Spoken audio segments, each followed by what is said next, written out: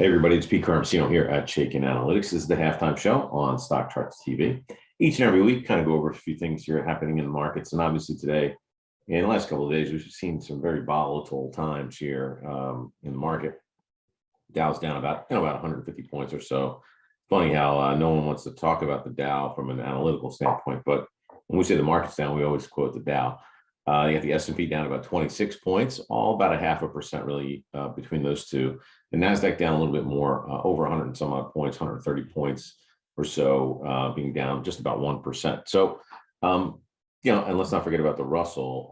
The Russell also down about 1%. So you see those two tech-heavy, smaller names in the Russell, some very high growth names there in the NASDAQ, taking it on the chin a little bit. I mean, rates are moving around slightly. The dollar's moving around slightly. We'll look at those two.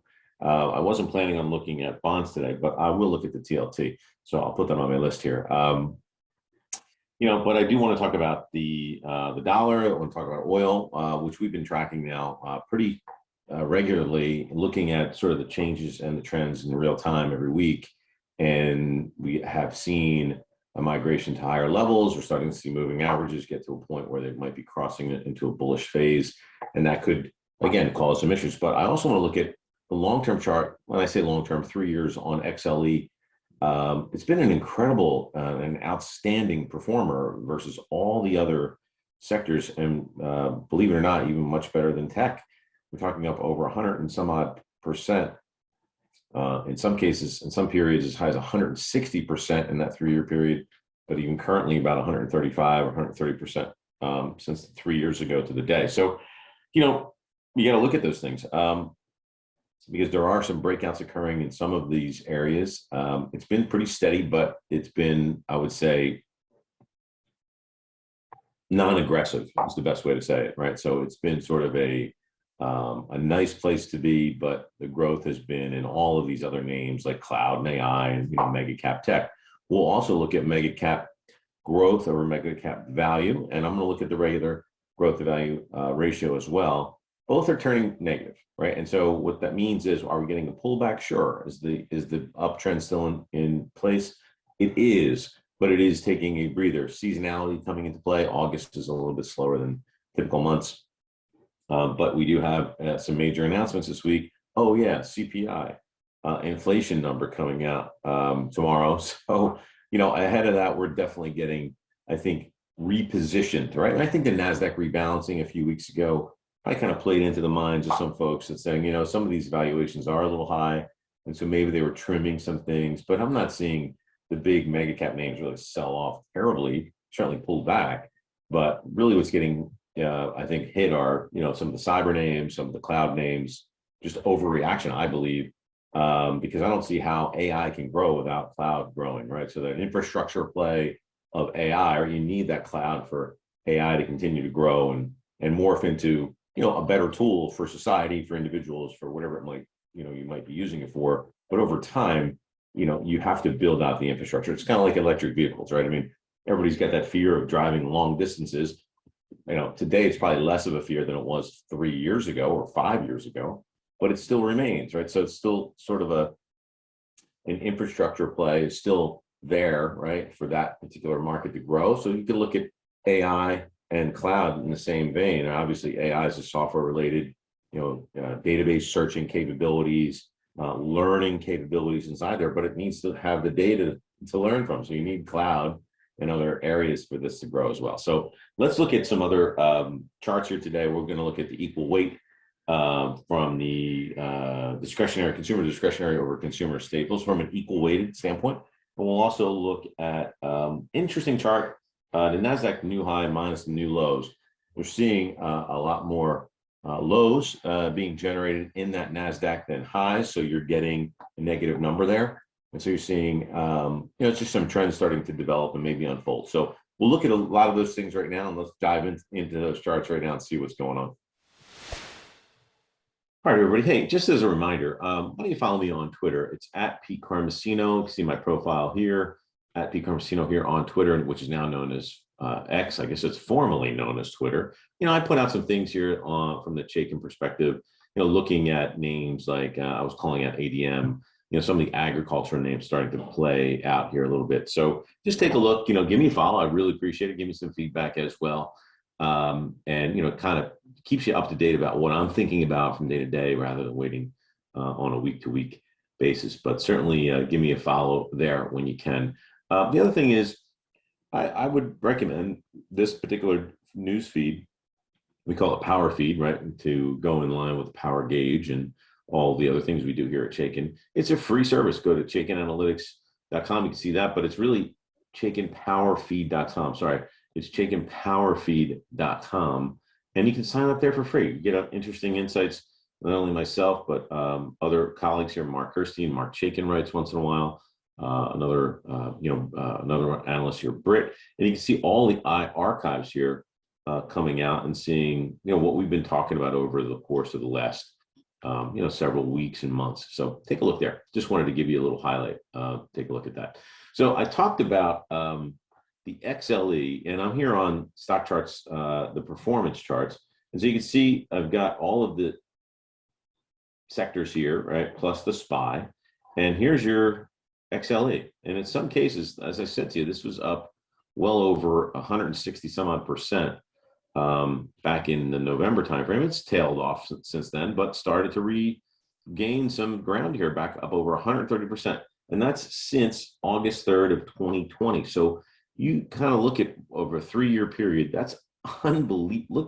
Look at the difference here. This is incredible to me to see that kind of the spread between performance. So you think energy was really kind of pent up and ready to roll? It certainly was, and that was the day it really started, right in the first trading week of 2022, when equities really started to underperform and energy started to pop. So I always like to follow these trends, but I like to zoom out a little bit and kind of see where we are, because we've been thinking about energy not doing well. And if I zoom in just a year, right, it gets a little mixed view here, right? I mean, you see energy all the way down, underperforming a lot of the equities because they caught up, right? And so you see energy all the way down to those levels here, almost just breaking even in this time frame when I look back from May of 2022. And if I zoom in a little further, you start to see an outperformance again, right? And so that's what's happening. I think on the overall basis, please just pay attention to those trends, because things are going to change, and sometimes they're changing and you're not even paying attention, and there's energy popping up again, right, in this time frame. So time frames matter. The spaghetti chart here gets a little confusing, but when you zoom out, again, on those longer term time frames, you can see where energy was the big outperformer. Okay.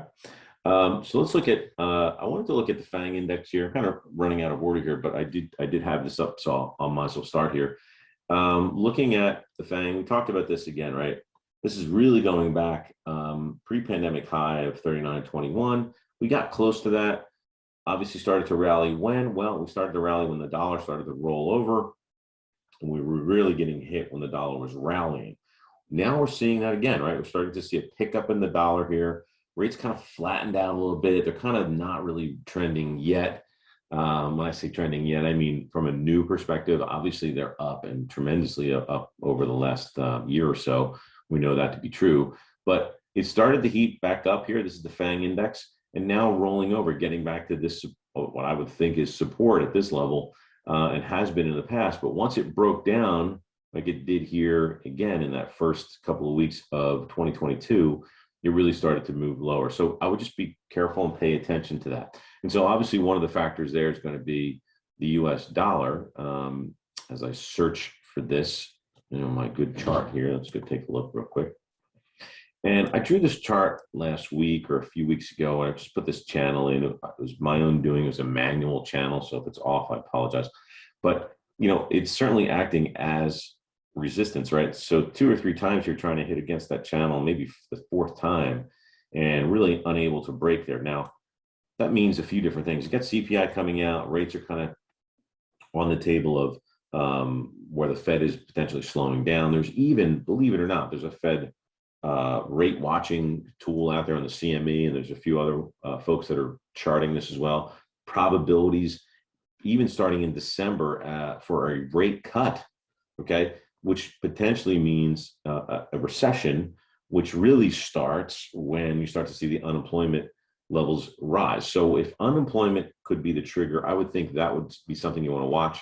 And then obviously all of that, nothing happens in a vacuum. It's always going to affect something else, whether it's rates, unemployment, the dollar, all of them are kind of being moved from an exogenous standpoint. You're thinking external events are occurring, but that's going to affect some of these stocks, especially in the tech sector as well.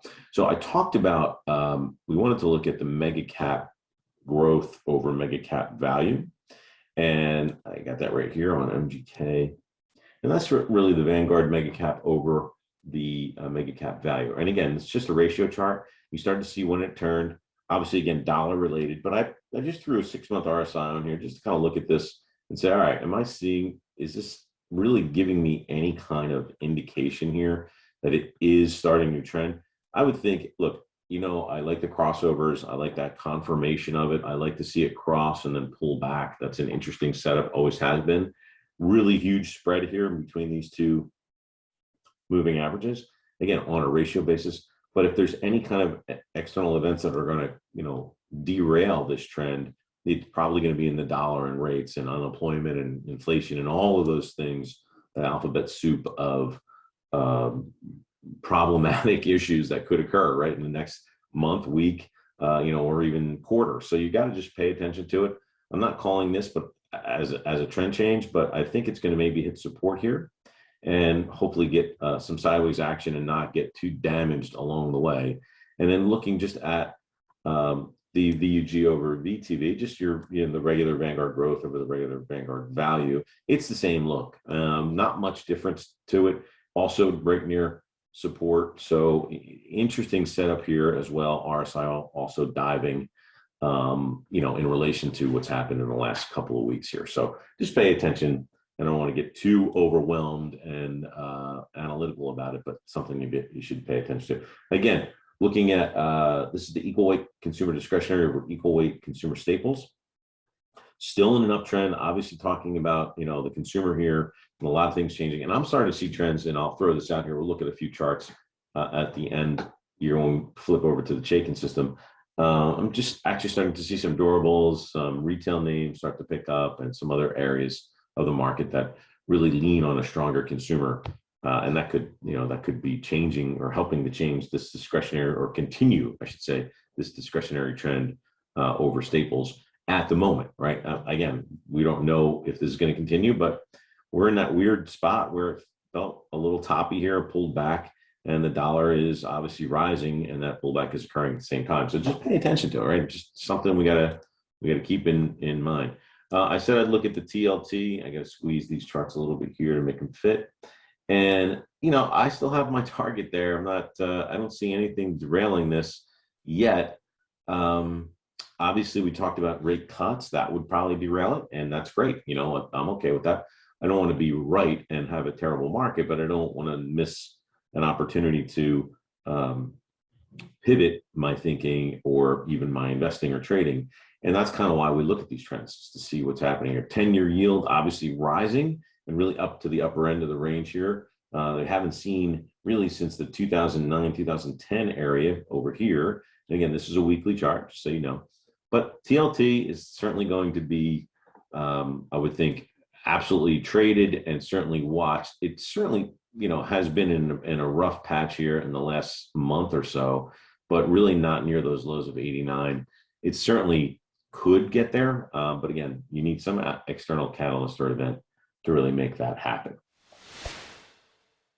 Okay, I said I'll look at the new high in the NASDAQ versus the new lows, and all it is just you're looking at these here on the regular stock chart system, sort of on the sharp charts as they're aptly named. And this is a 3-year look, right? Looking back to 2020 when we really got oversold and obviously started to really pound up, some major gains in 20 and 21. And then things kind of got weird in 22, right? When rates started to rise, you saw the dollar, we know all this. So these are cycles, right? If I could draw a cycle here, it would look just like that S curve that you see all the time around the zero line.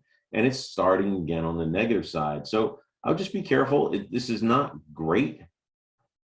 for the NASDAQ, but we know that the generals are leading still. And but some of these, I guess you can call this breadth to a degree, but the new highs versus the new lows, it's kind of telling you maybe there's a little bit of a riptide there. It's not dangerous yet. So I don't think they're calling people out of the water, but you got to be cognizant of it. And if you get caught up in it, don't fight that trend, right? That's a really good advice in riptide as well as in the market. So just be careful here. Just watch this. Keep it on your radar. Just something that kind of popped up on my radar, so I thought I'd point it out. And last, I wanted to just talk about the Chaikin lists here. We've got these analyst rating losers, and what does that mean, right? It sounds terrible, but it isn't great. I can tell you that. So if I look and I hover over what this means, it means the top bearish changes in analyst rating and our analyst rating factor for the past week, and all that means is that the rating went down. And so if I open up our experts section of our power gauge, you can see the rating trend here on this name, Skyworks Solutions semiconductor name, is at a very bearish level. Now, you try to look at these factors and, make sense of them and see what's happening. I'm seeing a stock that's potentially struggling to make a new high here in this market. Definitely in a relative strength is negative. We're still bullish, right? We still have great other factors here. The financial factors look amazing. They're very bullish at the moment. Earnings is looking pretty mixed. It's a neutral setup, but you got earnings consistency could be better. Projected PE isn't bad at all, really, even with a nice yield here on this name. So you've got a mixed bag here, but at the same time, the rating trend is potentially forecasting some trouble here in the future. And if it starts to break down on the trend and it gets below that recent low of, say, 100 or so, or even lower, below 92, we may be in for obviously some rough sledding. Just some names like Magna International, which is an auto component company as well. We're signaling an oversold buy here, but that's technical price nature, right? Interesting rating change. This, again, what a mixed bag. You got a bullish rating, decent money flow, a trend change, a strong industry, but yet analysts are downgrading. So are we missing something here on the price action, or did the analysts see something that the data isn't, that has revealed to them that we don't see in the price yet as well? So really a mixed bag. Not a great looking chart to me at all. I do like the trend change. I can't ignore that, but at the same time, not liking the chart action at all. Just doesn't look very conducive to better profits here in the near term. Don't know. Wish I did know, but that's what I'm seeing. Anyway, just some other names here. Go through them, look at them. One big name here that kind of pops out, everybody knows, is BlackRock. Relative strength has not been great for most of this year. The stock's really been stagnant, back and forth, and range bound. And if I open up the power gauge, I got a lot of bearish things here with a neutral rating, and what's keeping it neutral is that experts. But if I just said to you that we're looking at stocks where the analyst rating is going the other way against it, here's one of them. And I don't know if that's going to be a continuation, if it's something new, but I think that you start to see some names here start to break area. Now, this to me looks like an area of support, the 686. So if it starts to break these areas of support, right, that have been in place for quite some time, and don't forget, look, that actually acted as resistance a few times. So this is pretty interesting spot, and look where the long-term trend is right there. So anything lower here, I'd be concerned with. Earnings came out, obviously they were great, but earnings don't come out for another several months here until October. So just again, one to keep on your radar. And look, at some other names in here that you might know, obviously Chipotle, Mexican Grill, also changing trend to the downside, negative money flow. Analysts are downgrading it, down about 0.5% today. Not looking great, but again, Chipotle is pretty interesting brand and has always done very, very well over the years. But it's going to have its periods of underperformance, and this could be starting right here. So again, one to put on your watch list. Just be careful with this. All right, I said I'd look at a couple of retailers here. One that's just, this is literally brand spanking new. It's a neutral rated name, so just be aware of that. It's certainly down today pretty heavily, by the way, almost 3%. Great money flow, change in trend here. There's no doubt the relative strength here is attempting a change, but don't forget, it tried that earlier this year and did not stick. So I'd be wary of this one, but I'm looking at Broadline retail. There's a couple of names that are starting to look good. Believe it or not, I'm shocked. I may be as shocked as you are. Broadline retail like Nordstrom also changing trend here. So a name that's kind of fighting what we think, there might be a recession, and we've got a holiday season coming up, and student loans are coming back online, and people might have less money to go out and do things and purchase things and travel. But I'm starting to see names like this change trend. And I know it doesn't make sense. Again, I don't typically worry about the why. I am trying to follow price action, and this price action is hard to ignore. You got earnings coming out in the next couple of weeks, so just be careful with that. But really interesting trend that's materializing here. You can't ignore it, right? Another one, believe it or not, is even Home Depot. Now, we are negative on this. This is a neutral negative rating. Let me explain what that means. That means this is a bearish rated stock that has gone above the long-term trend. Obviously it has, right? We see that from June 295 all the way up to about 335. All right, so a 40-point run on a $300 stock, not bad, really, considering what's happening out there in the markets. Relative strength is creeping up here. We are kind of oversold, but again, earnings next week, looking, some estimates that have been revised down as well. And I would think, it's an interesting name just because very economically sensitive, right, to the economy and what's happening in the underlying housing market and things of that nature. So really in an interesting spot, just a name I thought looked interesting, and I thought I'd just point it out. All right, folks, that's all we have here for today on the Halftime Show. Again, Pete Carmesino. Follow me on Twitter. I really appreciate it, at Pete Carmesino on Twitter. That helps me. It also helps you. You'll get some ideas and some thought processes that I'm seeing kind of on a day-to-day basis.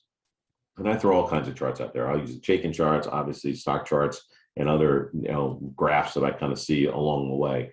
But some interesting things. I had some comments about the banking market as well. But again, I appreciate you tuning in. Throw a like here on YouTube as well. We'll talk to you next week.